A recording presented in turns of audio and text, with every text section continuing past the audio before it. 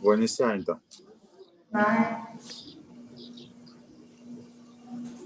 Olá a todos, meu nome é Kennedy. Hoje nosso grupo do Programa Integrador, a gente vai apresentar os impactos do Covid-19 no sistema prisional brasileiro. Os acadêmicos são esses que estão apresentados ali em cima, o mentor também e o professor também. Próximo slide, por favor.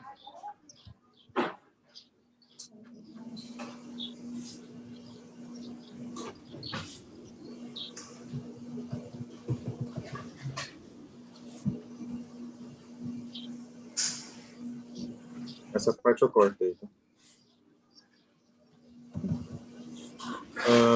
Eu vou fazer uma breve apresentação sobre o vírus, esse vírus que parou o mundo, correu o mundo todo.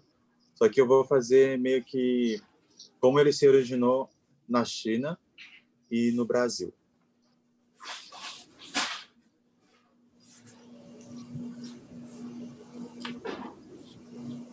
Bom, tudo começou basicamente, teoricamente, na China, em Wuhan. Possivelmente a causa dessa doença é o consumo de animais silvestres, né? Até porque os primeiros casos de Covid detectados na China, todos eles frequentavam um lugar em comum, que seria em Wuhan, em uma feira, onde vende animais silvestres para consumo. O primeiro caso confirmado na China foi em dia 17 de novembro de 2019, do ano passado, no caso. Mas o primeiro alerta enviado pela China foi em dia 31 de dezembro, ou seja, um pouquinho mais de um mês. Aqui no Brasil, segundo o Ministério da Saúde, foi confirmado o vírus aqui em 26 de fevereiro de 2020 e em 17 de março o Ministério da Saúde confirmou a primeira morte do coronavírus aqui no Brasil. E o primeiro caso aqui no Brasil foi no dia 26 de fevereiro. Então, basicamente, é isso que eu vou falar. E muito obrigado. Então, como o Kennedy está falando aí, expressou aí, nós estamos ante uma pandemia. Então, para evitar a propagação dessa doença no sistema prisional, foi adotado algumas medidas de prevenção, como a suspensão de visita de familiares, só que isso esbarra numa situação de direito fundamental do preso, que é o direito a receber visitas de familiares, de amigos, qual possibilita a manutenção que os une com o mundo externo. E essa previsão legal está no artigo 41, inciso 10, da Lei de Execuções Penais, que trata de visita do cônjuge, da companheira, de parentes e amigos em dias determinados. Então, para evitar que se prejudique o preso, foi tomado algumas medidas paliativas no intuito de que não tolhisse de maneira drástica essa situação de visita dos presos, que é por videoconferência, atendimento por advogados por videoconferência e entre outras medidas. Ricardo? Dando continuidade aqui a que o Moisés disse, fizemos uma pesquisa das estatísticas ao longo do semestre e encontramos alguns dados extraídos aqui dos números segundo o Ministério da Justiça. O Brasil tem um pouco mais de 700 mil encarcerados, sendo que 40% estão em prisão provisória, ou seja, metade dos presidiários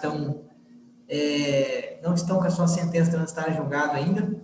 55% estão com a idade entre 18 e 29 anos. 61% são negros. 75% têm escolaridade até o ensino fundamental. 28% são por crimes por tráfico de drogas. 25% são por crime de roubo. 13% por furto. E 10% por homicídio.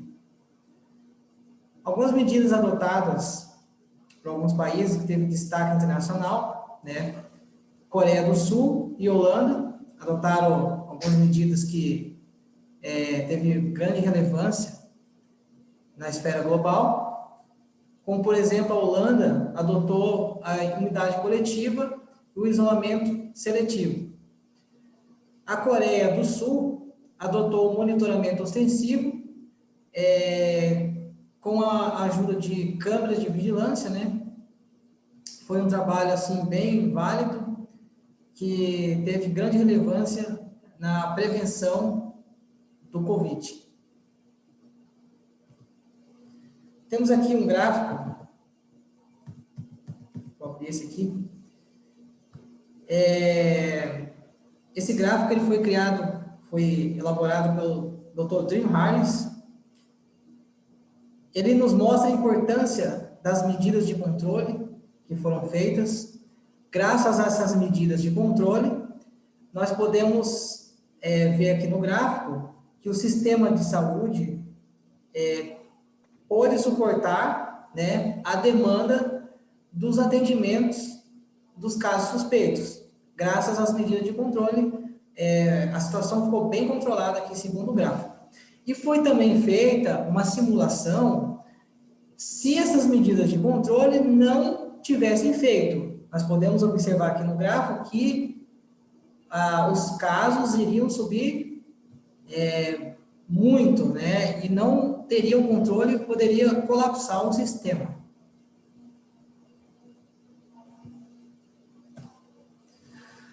O Ministério da Justiça divulgou alguns dados dos casos que tiveram nas penitenciárias. Foram 2.456 casos, 11.341 testes, 59 óbitos, teve bem assim abaixo do esperado, graças às medidas de controle que foram adotadas nessas penitenciárias. Teve 867 suspeitos, casos suspeitos, e essas medidas que foram adotadas ajudou a não aumentar mais os casos e se tornar algo pior. Como, por exemplo, a limitação de visitas, higienização foi reforçada nas penitenciárias, a transparência, a transferência de presos para outras penitenciárias menos superlotadas, os atendimentos do advogado passou a ser por videoconferência. Então, foram algumas medidas que teve muita eficácia e ajudou a não aumentar os casos. Bom, quando a gente fala de cárcere privado, é necessário também falar de cárcere feminino. Então, existe mundialmente 714 mil mulheres presas no mundo. Em relação aos homens, que existe 10 milhões. Em comparação com os homens, que existe 10 milhões. É claro que existe uma grande diferença de 714 mil para 10 milhões, né? Só que o que vem chamando a atenção é que as mulheres estão sendo mais presas agora. No momento está havendo um crescimento de 53% em todos os continentes de encarceramento feminino. Então, as mulheres estão sendo mais presas em relação aos homens, que estão sendo presos em torno de 20% o crescimento de cárcere dos homens presos. E quando se fala de mulheres presas, automaticamente surge um outro problema, que é também as crianças que vivem em prisões. Que são cerca de 19 mil crianças que vivem em prisões, porque às vezes as detentas acabam parindo nas prisões, então essas crianças acabam vivendo com elas durante o cárcere. E é necessário que exista uma preocupação a mais com as mulheres, porque elas já são muito negligenciadas. O cárcere não foi feito para as mulheres, não foi feito pensado para as mulheres.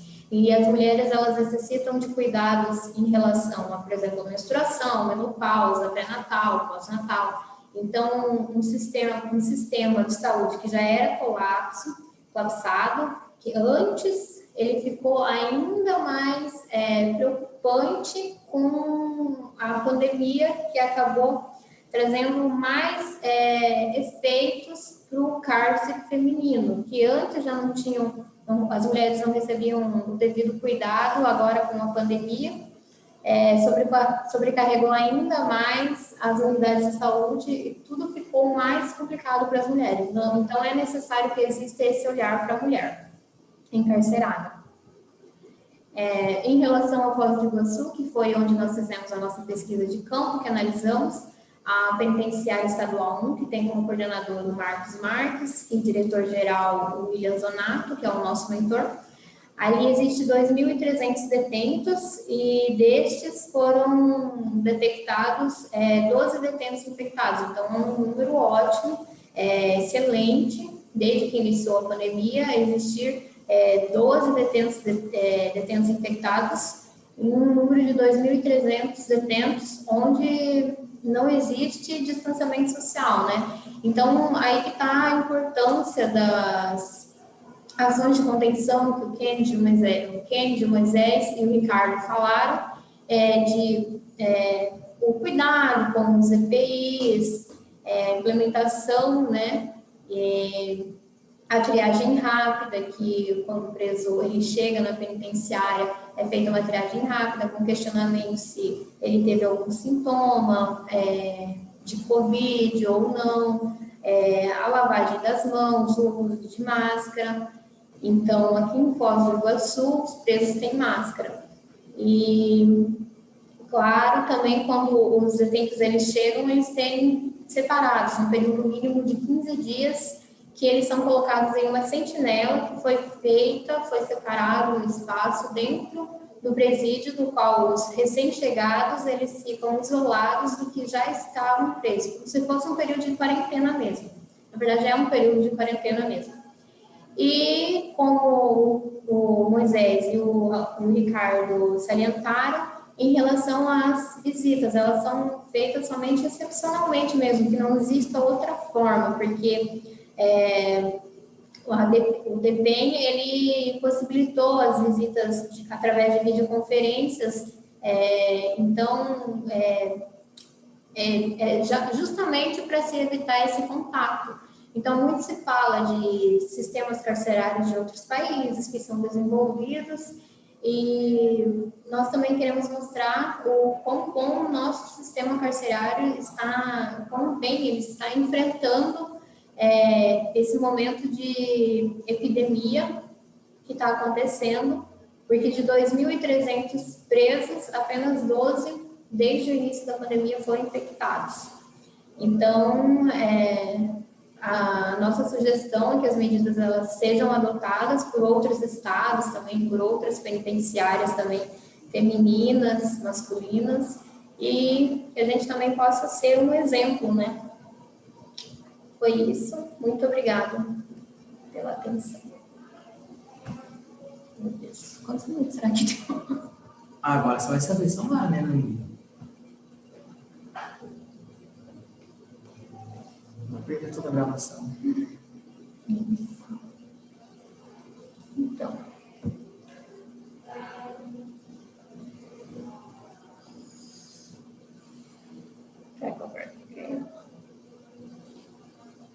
Ricardo e Kennedy, eu peço licença para vocês, eu vou ter que